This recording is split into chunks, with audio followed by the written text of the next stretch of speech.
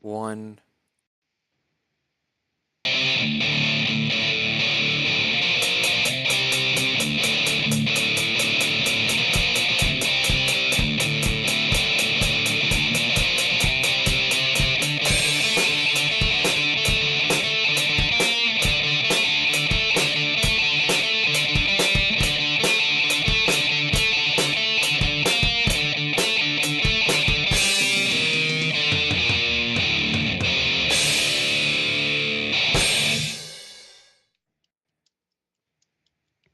Greetings and welcome to another edition of Fragments of Silicon Reviews.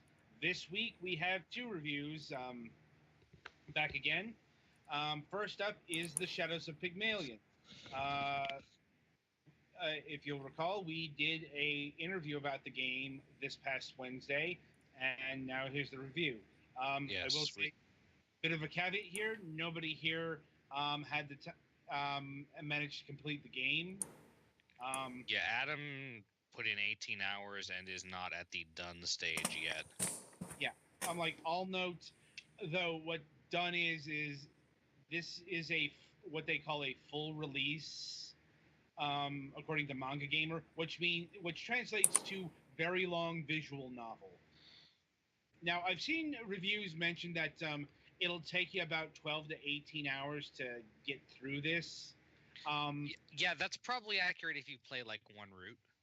Well, some of it's my fault because I didn't have the text speed set to fast, so it took longer than usual. So that's on me. Although I will say I encountered a strange bug. I'm not sure if it's in anyone else's version, but I tried to press the skip button to fast forward it a few times, and it didn't work. Just flat out did not work. I don't usually use that because I rarely play visual novels multiple times through. Well, it's more it's like seeing if it worked kind of deal, and it didn't. Hmm. Yeah, I'm like, okay, and granted, there were some conversations I just flat out wanted to skip. Yeah, I just click faster for those usually. Yeah, but clicking faster gets tiresome. Fair enough. If you play for like hours straight, I imagine that would be true.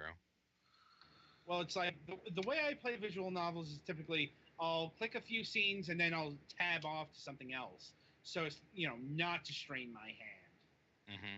Like, or I'll leave it on auto at times. It depends on if I'm doing something or whatever. Like, and the point is I don't click a visual novel for hours because I don't want I don't want a wrist injury. Right.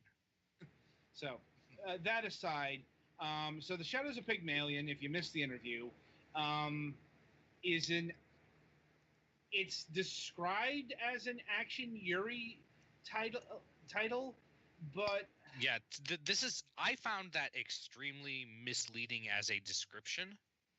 yeah, I'm like, Because what it actually is a action and a little bit horror themed Yuri visual novel. yeah, I'm like, not a little, like it's pretty, it's. I think it leans more towards the horror aspect than the action. Yes, there are action scenes, but I'm like, it never stops describing the dolls as fucking creepy. Yeah. And there's. It's not like the gameplay is not actiony. It's just there are actiony situations involved. Yeah, but this title is definitely going more for a horror aesthetic. Like it's basically kind of Resident Evil here. If I'm being honest, it's not it's not Resident Evil, but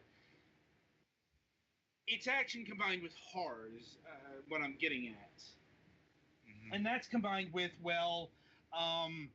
high school slice of life stuff. It's like that doesn't get toned down even when things get going. And it was kind of jarring even at the very beginning when you're sort of not even sure that the weird stuff is happening is real, which is how it is at the beginning. I mean, I assume based on the fact that there's a visual novel based on it, it is, but no, a lot of it, I believe, has to do with the fact that we said that it was said and mentioned in the interview that the dolls can mess with people's memories. It's more they can integrate themselves into memories. But they can also remove themselves, can't they? Well, it's more they get removed from memory. Now, anyway, yeah, it's like, it's, action is definitely there. I mean, there are repeated train crashes. Yeah, it's like, and there is a full CG opening depicting action and all that stuff, but I really think that was oversold, both in the description and the interview. Yeah, this game really goes for more thriller, like filled in actually action most of the time.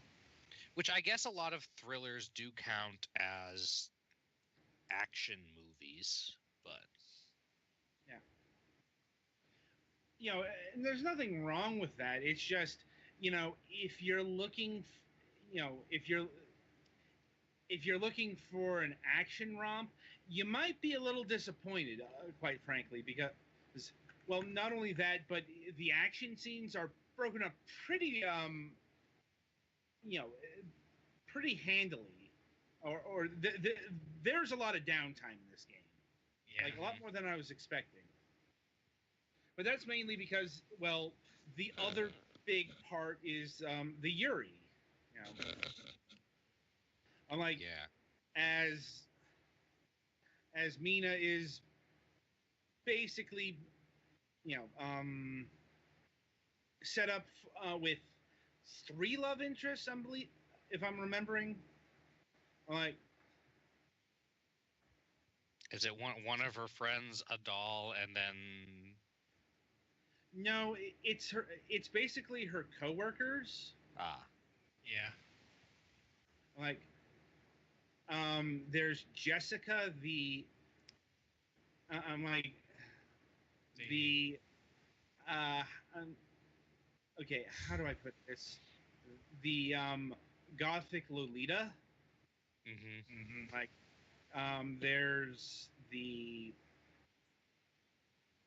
there's Rico, the stoic one, basically. Well, the stoic high school student. And then there's Yang, who I'm still trying to figure out how she fits in there, because I haven't really, like, the part where I'm at, they barely interacted, and I'm like, Yang basically hates Mina for a bunch of reasons. I'm like, but she's the Chinese girl who is related to the Chinese lady who owns the doll shop called Pygmalion, which, and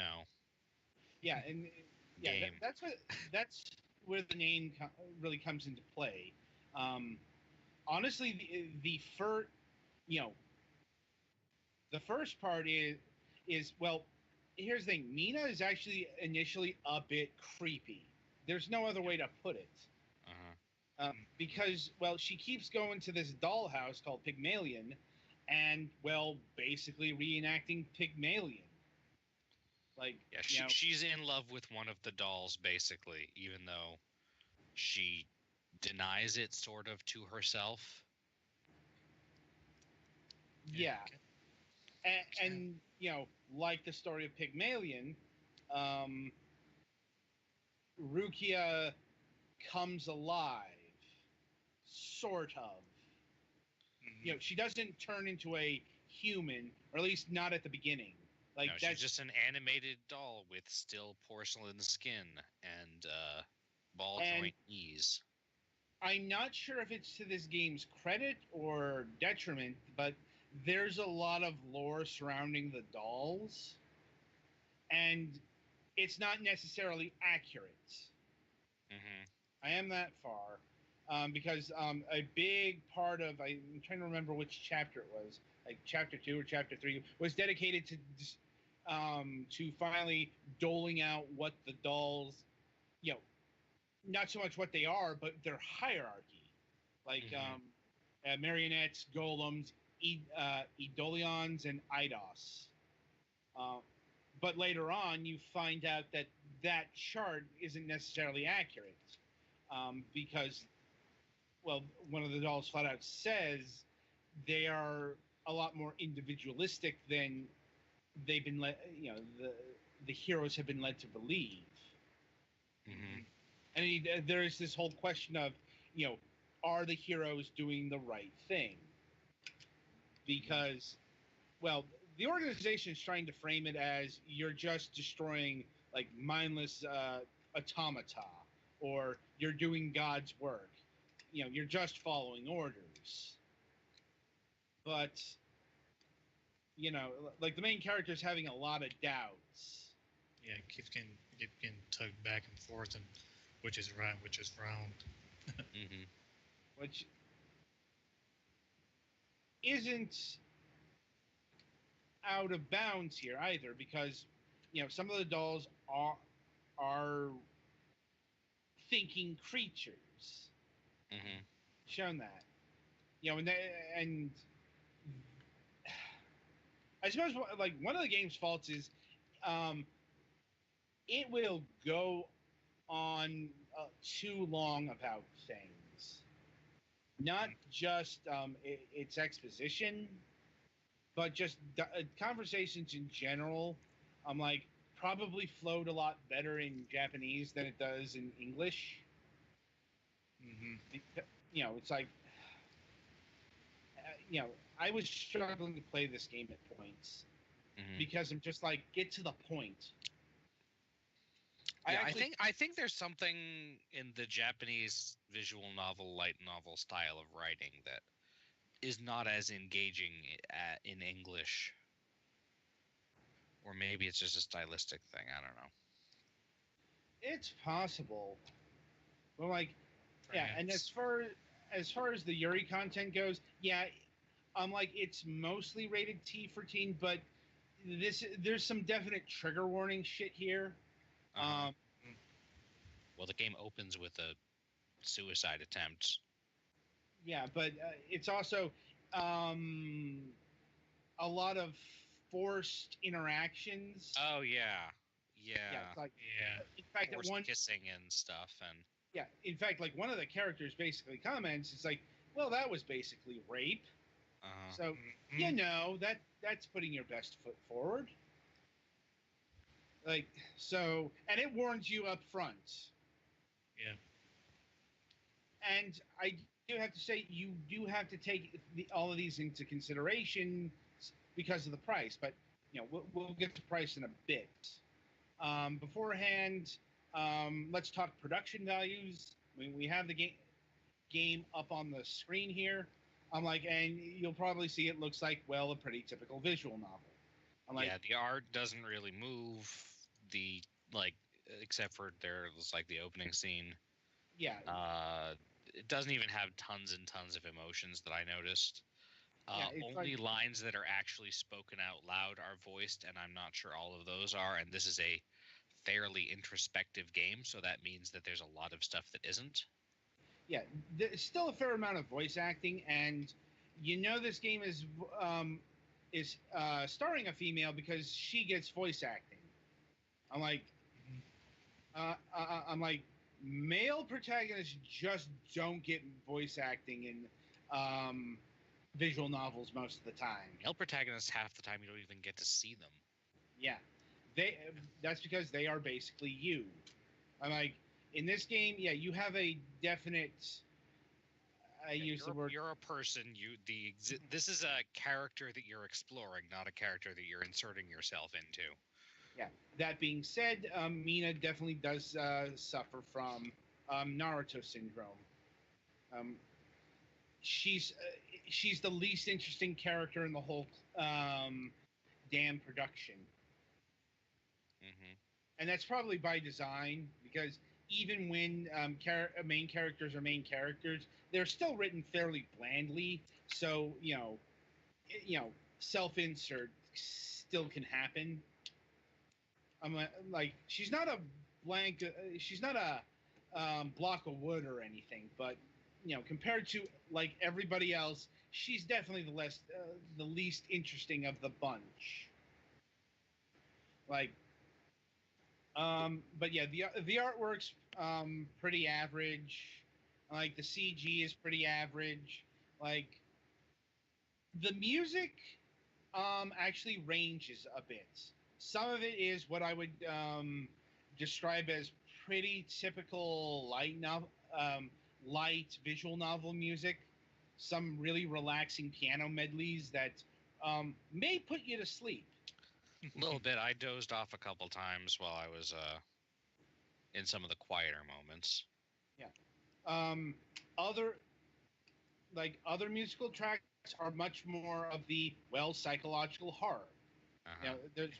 There's one piano track in particular I was a fan of. That would play like when like the doll stuff was starting up. Oh yeah. I think Twilight knows what I'm talking about.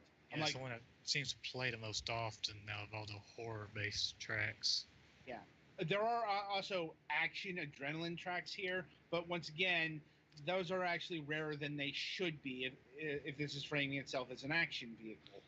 Mm-hmm. Yeah. Oh, and just to clarify, I don't think the fact that the music can put you to sleep is a bad thing. I fall asleep, doze off reading books sometimes. Yeah, it's not a bad thing. It just means it's sort of comfortable, at least in those scenes. It's doing what it's supposed to be doing. There's supposed to be comforting scenes and all that. It's like basically all of the music is scene appropriate, which is actually pretty impressive given the balancing act this game is doing. I'm like, in terms of outside of trigger warnings, like this is definitely a T for teen rated game. Although in terms of actual language, more M for mature. I definitely saw a fuck off in there. So. Yep. But like in terms of interactions between the girls, it's heavy kissing. It's a lot of descriptors. I'd say where I got up to one of the pairings got to basically second base with each other, maybe a bit unintentionally. It's kind of complicated to explain without spoiling some shit. But let's just say, there's there's a reason why Mina and Rico end up naked in a bed together, and things happen. Like I said, they don't go all the way, but I'd say about second base, borderline. Something along those lines. So. It's also if you're looking for, adult-oriented stuff, it's not here either, and that was made clear in the interview. Like besides, Manga Gamer doesn't upload its adult visual novels to Steam. Yeah, I don't know if all ages I would say is accurate because I don't know if I would recommend this to kids, but it's not explicit rated. I definitely go like if we're going along those lines, I definitely say 13 and up. It's like that feels about right. Let's see. Anything else to really cover? It's like, well, I suppose the price. So this is like the big question because this is a pretty expensive visual novel. Not the most expensive we've featured here, but it's $35. That is a lot. I mean, I can sort of understand. I mean, you do have to pay for voice acting and stuff, but that's a lot for the production values. But it will take you a lot of time if you want to experience the whole thing. So if you're going by hours, then it's probably a good deal. Yeah, I'm like, honestly, it would. I'm looking at the Propeller bundle. It's better to buy that than like you can get this with another. Um, uh, this is from a developer called Propeller, and they have another visual novel on Steam called Tokyo Babel, Mm-hmm. and that's also $34. Like, so, you know, it's like it probably would be best. I guess if you're interested in both, like you get a discount with you get a 15% discount with the bundle. So that's worth keeping in mind. But yeah, it's $35. I don't think it. I don't think it warrants that price. Um, it's not just. It's not just the lackluster production values. Um, it's that you could have cut down this game and you wouldn't have lost a lot. That said, if you're interested in what we've said about the story or about a story about schoolgirl lesbians and who knows what's going on with mysterious dolls that are shaping human history or whatever, you're not going to get that anywhere else. Yeah. Although if you're looking for a Yuri action visual novel, I can actually recommend one over this, and that's The Tale of Two Princesses that we reviewed last year from Sekai Project. Let me double check the exact title on that. Yeah, it's like Neo no Ki or something like that. Ne no Kami, the Two Princess Knights. Yeah, that's the one. Yeah. Of Kyoto, yeah. Yeah, it's like I honestly thought that that had similar structure, though no horror bits, but it had the Yuri building and action thing going on, and it's a much shorter visual novel. Granted, it got to the point faster, and it's more, at least when I think of an action series, I usually think of something more lighthearted than Shadows of Pygmalion. Yeah. Like, also, that being said, Neo no Kami over there isn't complete. But anyway, in terms of this visual novel,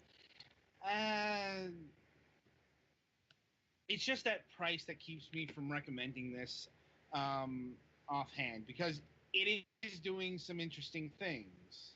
Yeah, I'd say at the very least, check it out if you can get it on sale, because it's kind of old at this point. I mean, it's from 2013, and you're gonna see some stuff from like you'll see like the Arab Spring referenced a lot, like, and that's just not a thing. Yeah, I was wondering about some of the terrorism they're talking about. Some of that seemed like it was trying to be topical references.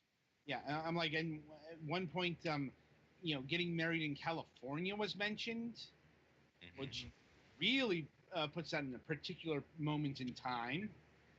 Yeah, there was a pretty short amount of time where California was like the only place. No, it's like California was like one of the states that did it, but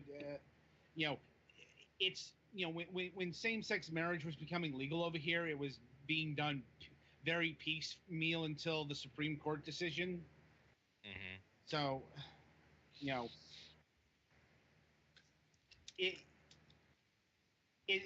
that's why it's something that is now dated, because you can get same-sex married in any state. So, that's just the nature of topical references. So I guess an overall rating, it's a solid visual novel. I play, And that's about it. Yeah, it feels 6-ish to me. Yeah. Maybe 6.5. I don't know. 6 or 7-ish, maybe. Yeah. But I just didn't find it all that compelling, or it certainly wasn't an all-time classic like The House in Fata Morgana or something like that. Yeah, I found it fairly enjoyable, but it did have its transition issues and such. Yeah. And trying to mix atmospheres together and themes. It's balancing a little too much, and it just doesn't stand out in any way. Even something that was or something like Supipara, which even though it was completely fucking derivative, had had production values I still haven't seen again in a visual novel. So I think that basically sums up our opinion outside of Petty Fan. What do you think of this thing? I don't really know. I'm not a big fan of visual novels to really rate it accurately. Duly noted. All right, so yeah, I think the biggest issue is that we've reviewed a lot of visual novels, and some of them were really good in different. I don't think we've reviewed any visual novels that were perfect, but we've reviewed a few different ones that were really good in certain areas.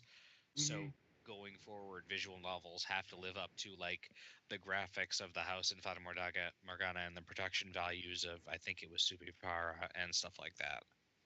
That being said, I could have forgiven the production values had the story elements been balanced better.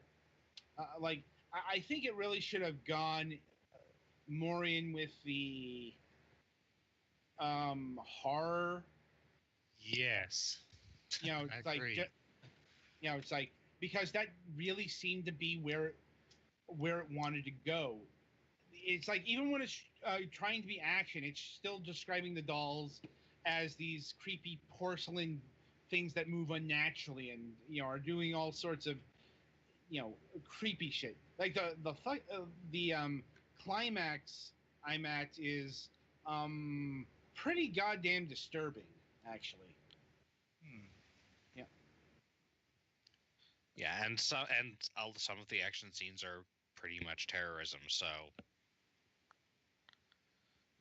yeah, it seems like it wants to be a thriller or a horror thing. Yeah, near the prologue, it feels more like a psychological horror thriller. Stuff yeah. All right. Comparison would be Serial Experience Lane or something like that. But yeah, it's a little more actiony than most of Lane, I think, but the similar sort of feel of the premise is that there's stuff that should make you feel uncomfortable. All right. So I think that'll about do it for the Shadows of Pygmalion. Be sure to tune in next as okay. I don't. This is actually a last-minute review change at a developer request.